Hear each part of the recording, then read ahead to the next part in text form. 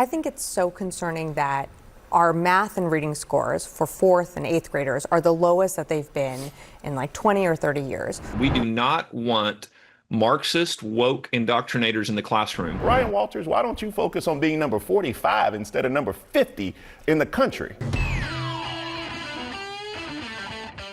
Okay guys, we have a third CNN panel to end the day with, this time a topic that is right in my wheelhouse on why red states suck at education. So leave us a like on the video if you can, it helps us out a ton, it gets us out there in the algorithm, and let's get right to the debate. Oklahoma is now rolling out an ideology exam for teachers relocating from New York and California.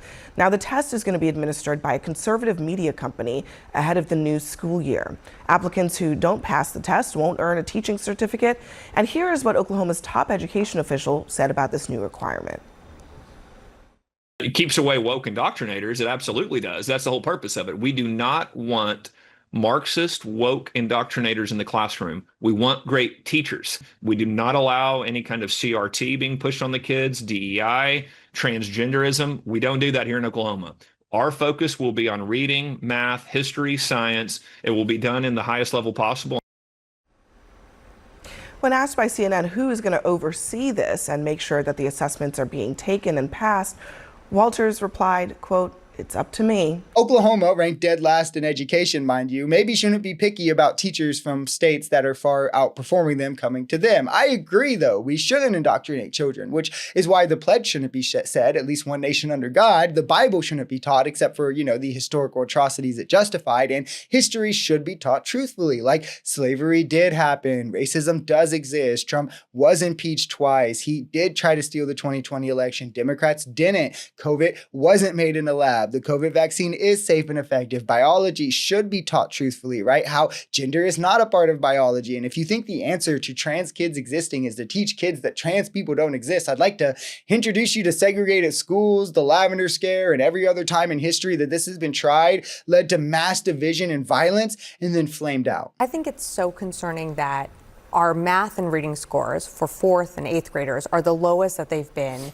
in like 20 or 30 years. We need to be focused on how we're building back our kids and making them succeed and excel in schools. And that really should be the focus. This idea that we're putting out these tests for just teachers in California and New York, I mean, teachers just need to be able to teach their subjects, to your point. And then, at the end of the day, because we're so behind in some of our elementary schools in particular, we also have to keep our mind on, the challenges ahead of us. China is not putting tests on their teachers on certain, like some of the questions that you read. They're educating the next generation, and they're going to be our competitors both economically and in other areas. The problem with education and the conversations about it is kind of close to crime. It's that you have a lot of armchair quarterbacks who really just want to say the other side is bad. I get them in my comments, and trying to solve this with no idea of what actually is going on in education or having been in a school since you graduated is not the way to go about it. So that's where you get proposals like school choice, which solve nothing, but it stands to enrich in private schools, as if to say the school is the problem, which wildly misses the truth. For most of child development, we're talking about time and resources. School is no different. I could teach any kid anything if I had the resources to do so and the time available. The problem is how to extrapolate that to a level of 20 to 30 students, all with different needs in a very specified time structure. And if you think about these resources as pizza and the schools as hands trying to grab a slice, school choice only creates more schools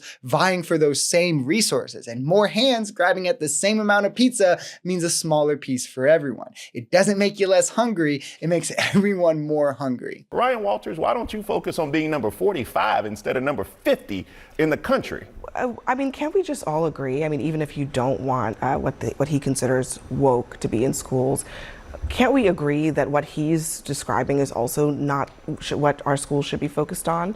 They should be focused on reading, math, arithmetic, creating good, decent human beings that go out into the world?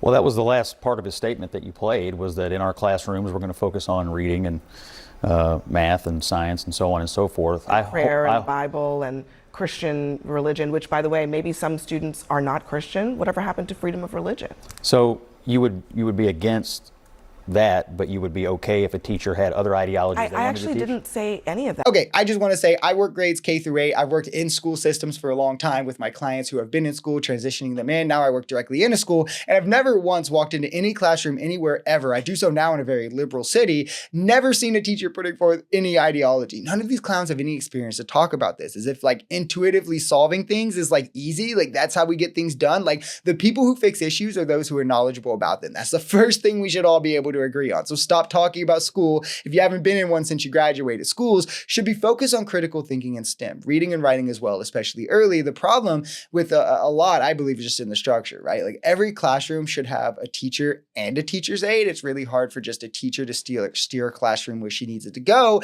And there should also be support staff for the school who can float for behavioral students like ADHD, anxiety, even autism. These ones, maybe they just can't focus, they can't stay in seats, whatever it may be. Lots of kids needs breaks, and it's hard if you just have a teacher in the classroom and you have one student who needs a break but can't get one and is disrupting everyone else. There should also be a tutor department in every school for those needing additional help, where students have like parts throughout the day where they can get sent to. Maybe in 3rd grade, they're learning on doubles multiplication, but you're still struggling with singles, that kind of thing, right? Standardized testing also has to go. And last, we can't allow parents to keep moving their kids forward who don't have the skills just because they're ashamed to say their kid got held back. If your kid can't read or write at grade level, they should not continue. It's that simple. Like it sucks to say, but it's absolutely true. All of these things, however, take resources, right? Which takes money.